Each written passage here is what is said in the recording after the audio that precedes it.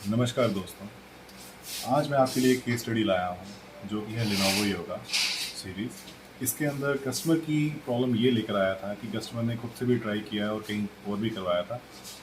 इसके अंदर OS install नहीं हो पा रहा। और जब हमने इसको डायग्नोस किया तो हमने पाया कि इसके अंदर हार्ड डिस्क ही डिटेक्ट नहीं हो पा रही। जैसे मैं आपको भी बताता हूँ, आप देखिए हार्ड डिस्क के साथ कनेक्टेड है। आप देखेंगे SSD लगी हुई है, SATA SSD। हम इसको एक बारी ऑन करते हैं।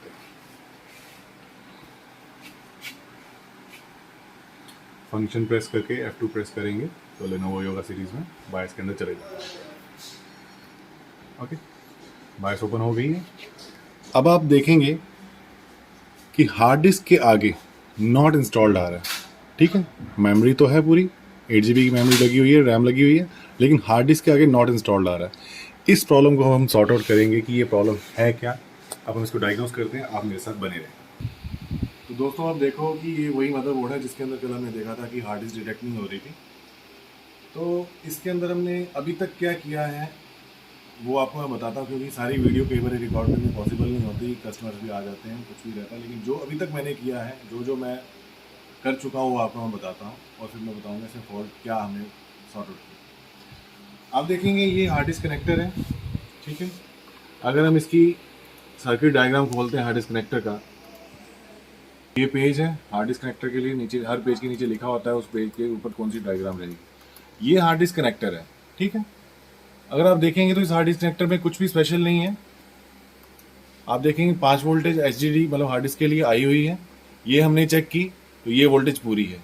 उसके बाद ट्रांसमिटिंग के पॉजिटिव नेगेटिव सिग्नल और रिसीविंग के नेगेटिव और पॉजिटिव सिग्नल दोनों दो सिग्नल्स हैं। इनके जो कैपेसिटर्स लगे हुए हैं इन पर हमने सिग्नल सारे चेक किए, बिल्कुल बराबर हैं। जहाँ ये यहाँ लगे हुए हैं आप देख सकते हैं। अब देखिए ये वो 4 कैपेसिटर्स हैं जो वो सामने हैं। ये वो 4 कैपेसिटर्स हैं ट्रांसमिटिंग के और रिसीविंग के नेगेटिव पॉजिटिव के। बहुत से लैपटॉप्स में हमने अपने एक्सपीरियंस पे देखा है कि ये इनको चेक करना, सिग्नल्स इनके ठीक ही होते हैं। कंपोनेंट टेस्टर से अगर हम चेक करते हैं तो इनके सिग्नल्स ठीक होते हैं, बट स्टिल अगर आप हार्ड डिस्क डिटेक्ट नहीं हो रही तो इनको आपको चेंज कर लेने में ही भलाई है। हमने इनको चेंज कर लिया हुआ है, लेकिन स्टिल हार्ड डिस्क डिटेक्शन हमारी नहीं हो रही। अब यहाँ पर आके बंदा फंस जाता है नॉर्मल इंजीनियर कि इसके आगे अब मैं करूँ तो करूँ क्या। अब आप देखेंगे कि जैसे हम, अगर आपने हमारी वीडियोस देखी होंगी ऑलरेडी, मैंने आपको हमेशा बताया कि हर PCH है क्या, जो इसके अंदर PCH पार्ट है वो है क्या, प्लेटफॉर्म कंट्रोलर हब है, वो कंट्रोलर्स का हब है। तो इसके अंदर जो SATA का कंट्रोलर है उसको भी सप्लाई चाहिए होती है। इसके अंदर जो SATA कनेक्शन है उसकी जो कंट्रोलर है उसको भी सप्लाई चाहिए होती है। जैसे अगर हम यहाँ देखते हैं तो ये SATA का जो कंट्रोलर है HDD को, हार्ड डिस्क को जो कंट्रोल कर रहा है वो इस PCH के अंदर। आप देखिए इस PCH के अंदर कितने सारे कंट्रोलर्स लिखे हुए हैं। USB 3, आपको ये क्लियर नहीं नजर आ रहा होगा क्योंकि ये पेज ही ब्लर है। ईथरनेट का कंट्रोलर है, हाई डेफिनेशन ऑडियो का कंट्रोलर है, SATA कंट्रोलर है, PCI का कंट्रोलर है और LPC की इंटरफेस है इसके अंदर। ठीक है, इस पेज पे तो आप देखेंगे कि ये कैपेसिटर्स हमने चेंज कर ली हैं और ये सप्लाई हमने चेक कर ली है। हार्ड डिस्क हमने चेंज कर ली है और हार्ड डिस्क को हमने चेक भी कर लिया आउटर एक्सटर्नल बना के, ये हार्ड डिस्क ठीक है। तो हार्ड डिस्क की तरफ से कोई प्रॉब्लम नहीं है। ये मोटा मोटा हमने सब चेक कर लिया है। ये आपने जरूर चेंज करना है अगर किसी भी केस में आपको लगता है कि हार्ड डिस्क डिटेक्ट नहीं हो रही, तो इन कैपेसिटर्स को बाय डिफॉल्ट ही आप चेंज कर दिया करो। चलो ये हमने कर ली है।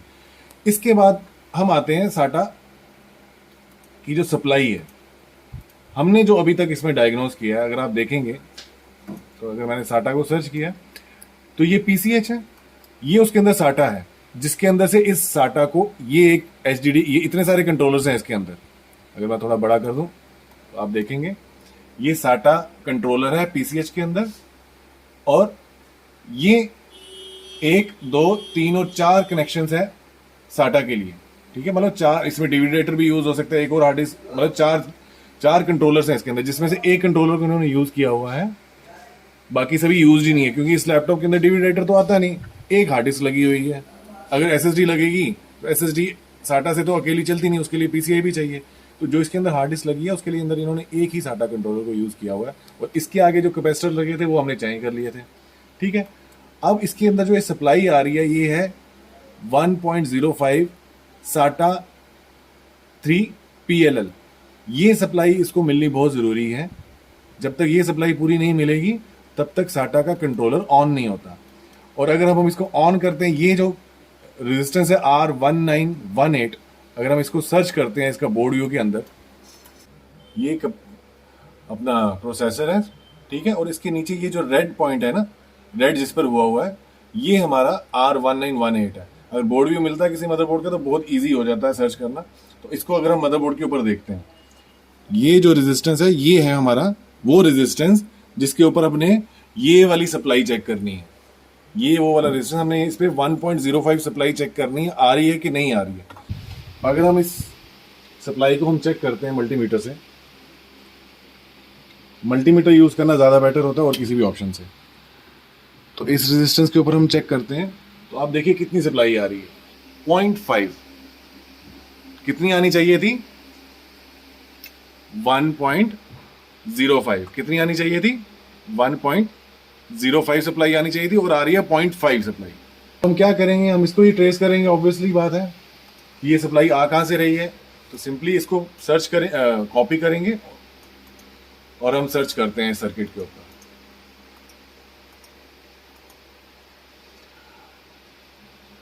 ये इस कॉइल के थ्रू बन रही है L1102, ठीक है।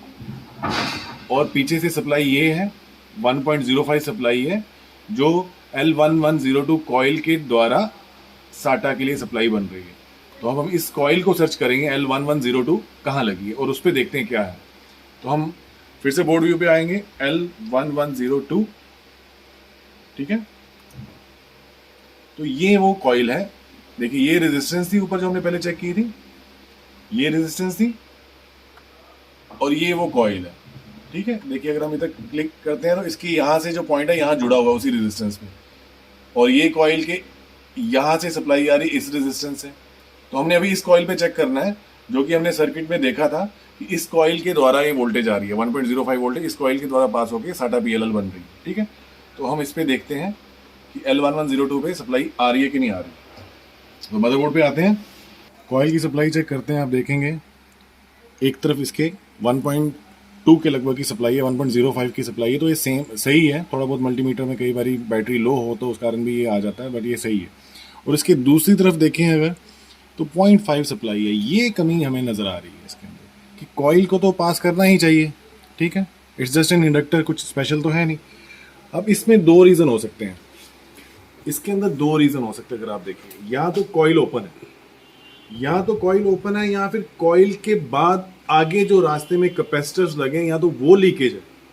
अदरवाइज जो हमारा साटा कंट्रोलर जो पीसीएच के अंदर सप्लाई जा रही है वही इसको डाउन करवा रही है, ठीक है। तो हम क्या करेंगे, हम सबसे पहले कॉइल को चेंज करेंगे, इंडक्टर को चेंज करेंगे।